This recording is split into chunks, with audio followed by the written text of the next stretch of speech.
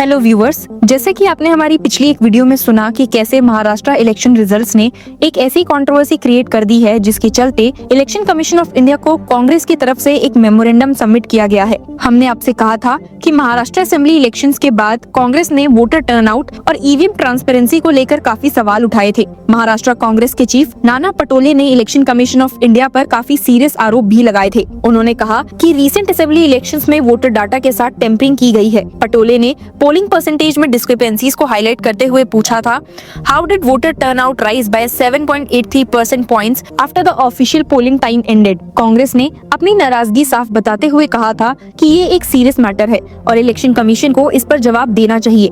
कांग्रेस का मानना है कि इलेक्शन के रिजल्ट्स रूलिंग बीजेपी के फेवर में मैनिपुलेट किए गए हैं और ये उनके लिए अनएक्सेप्टेबल है। अपने जारी किए गए मेमोरेंडम के जरिए कांग्रेस ने ये दिखाया है कि कैसे जो इनकंसिस्टेंसी सामने आई हैं, वो सिर्फ छोटी गलतियां नहीं बल्कि एक सिस्टमैटिक एफर्ट का हिस्सा लगती हैं। ये मेमोरेंडम जयराम रमेश ने अपने ट्विटर हैंडल से शेयर किया था with the link of the full memorandum. Memorandum को शेयर करते हुए पार्टी ने दो बड़ी बातें हाईलाइट की थी। First was the arbitrary deletion of voters and subsequent addition of over 10,000 voters in each constituency and the second was an inexplicable increase in voting percentages. तो 12 पेज के इस मेमोरेंडम के बाद सबकी नजरें इस बात पर टिकी हुई थी कि क्या इलेक्शन कमीशन ऑफ इंडिया उनके इस मेमोरेंडम का जवाब देगा। कई सारी डिबेट्स और डिस्कशन सुनाई दिए, साथ ही कई सारे पर्सनल ओपिनियंस भी लीडर्स ने दिए इस मुद्दे को लेकर। पर लेटेस्ट अपडेट ये है कि इलेक्शन कमीशन ऑफ इंडिया ने कांग्रेस पार्टी के इस मेमोरेंडम पर अपनी चुप्पी अब तोड़ दी है। जी हाँ, आपने बिल्कुल सही सुना। इलेक्शन कमीशन ऑफ इंडिया ने रिसेंटली कांग्रेस द्वारा फाइल किए गए मेमोरेंडम पर रिस्पॉन्ड किया है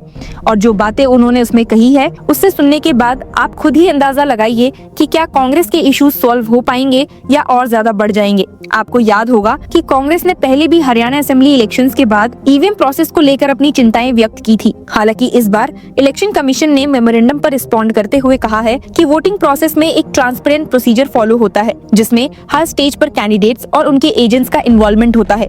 ECI के इंटरिम रिस्पॉन्स के अनुसार there is an transparent process with the involvement of candidates और their agents at every stage. Commission ने ये भी क्लैरिफाई किया कि इलेक्टोरल रोल अपडेशन एक ट्रांसपेरेंट प्रोसेस है जिसमें पॉलिटिकल पार्टीज का पार्टिसिपेशन होता है। वोटर टर्नआउट डाटा के मुद्दे पर रिस्पॉन्ड करते हुए इलेक्शन कमीशन ने कहा है that there is no discrepancy in voter turnout data which is available with all the candidates polling station wise and is verifiable. ECI ने फर्दर एक्सप्लेन किया कि जो 5 बजे तक पोलिंग डाटा और फाइनल वोटर टर्नआउट में गैप दिख रहा है वो प्रोसीजरल प्रायोरिटीज की वजह से होता है। प्रिसाइडिंग ऑफिसर्स को पोलिंग क्लोज होने के बाद कई स्टैट्यूटरी ड्यूटीज परफॉर्म करनी होती है जो डाटा अपडेट होने में डिले करती है। 11:30 बजे रात को ये टर्नआउट 65.02% हो गया और काउंटिंग के कुछ घंटों के अंदर ये टर्नआउट 66.05% डिक्लेयर किया गया। इस इंटरिम रिस्पॉन्स के साथ इलेक्शन कमीशन ने कांग्रेस के सारे लेजिटिमेट कंसर्न्स को रिव्यू करने और डेलीगेशन के साथ मीटिंग के बाद लिखित रूप में रिस्पॉन्स देने का एश्योरेंस दिया है। इस मुद्दे पर कांग्रेस डेलीगेशन को 3 दिसंबर को इलेक्शन कमीशन ने एक साथ मीटिंग के लिए इनवाइट किया है।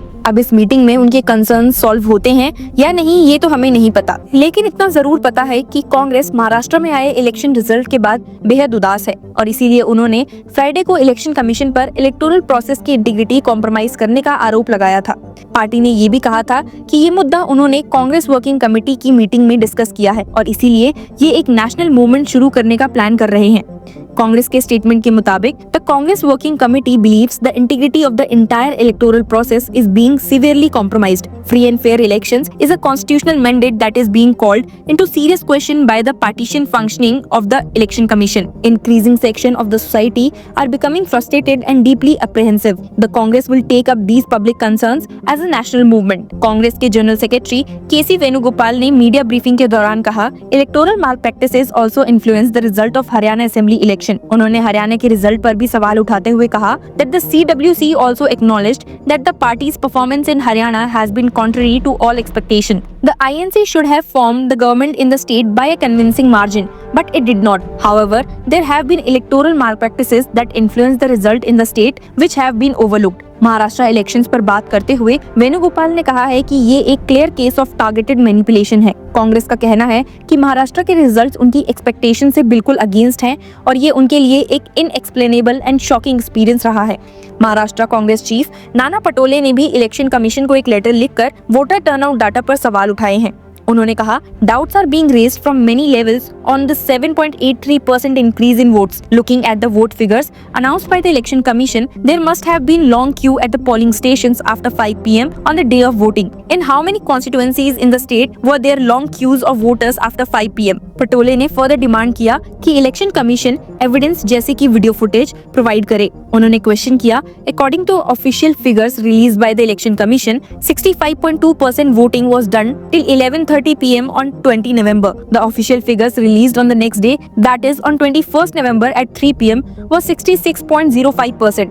Where did the 1.03% discrepancy in the figures officially released by the Election Commission itself come from? How did a whopping 9,99,359 votes increase in a single day? ये बात तो अब साफ है कि ऑपोजिशन ने महाराष्ट्र पोल्स के वोटर टर्नआउट और ईवीएम्स पर कई सवाल उठाए हैं। महाविकास आघाड़ी, जो शिवसेना, उद्धव ठाकरे, नेशनलिस्ट कांग्रेस पार्टी और कांग्रेस के अलायंस की है, को सिर्फ 46 सीट्स मिली हैं। वहीं बीजेपी ने 132 सीट्स जीती हैं और उनकी अलायंस शिवसेना एकनाथ शिंदे और एनसीपी अजीत पवार ने 57 और 41 सीट्स रिस्पेक्टिवली जीती हैं। आपको बता दूं कि ये महाराष्ट्र असेंबली इलेक्शंस 20 नवंबर को हुए थे, जिनका रिजल्ट 23 नवंबर को डिक्लेयर किया गया, जिसके बाद कांग्रेस के आरोप सिर्फ वोटर टर्नआउट और ईवीएम्स तक लिमिटेड नहीं रहे हैं। उन्होंने इलेक्शन कमीशन के काम करने के तरीके पर भी कई सवाल उठाए हैं।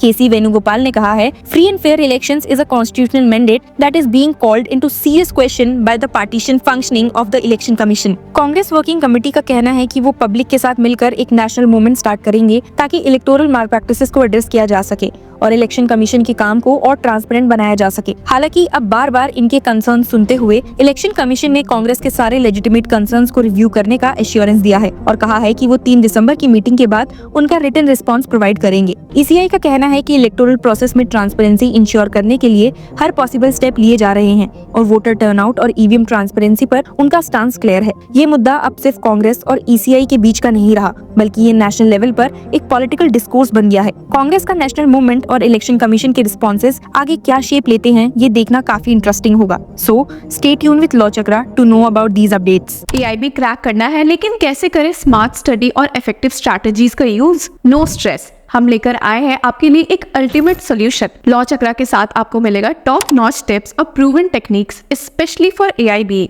और advocate on record Nishant Verma के इनवैल्यूएबल इनसाइट्स के साथ 7 दिसंबर को हमें ज्वाइन कीजिए हमारे एक्सक्लूसिव वेबिनार में, जहां आपको मिलेगा ओपन बुक एग्जाम का सही तरीका और वो सब कुछ जो आपके एआईबी प्रिपरेशन को बूस्ट करेगा। हर क्वेश्चन का जवाब, लाइव इंटरैक्शन और एक्सपर्ट से अपने डाउट्स क्लियर करने का एक मौका। एआईबी टफ तो जरूर है, लेकिन राइट गाइडेंस के साथ ये अचीवेबल है। 7 दिसंबर को हमें ज्वाइन करिए और अपने सपने को एक और स्टेप अपने करीब लाइए। Register now.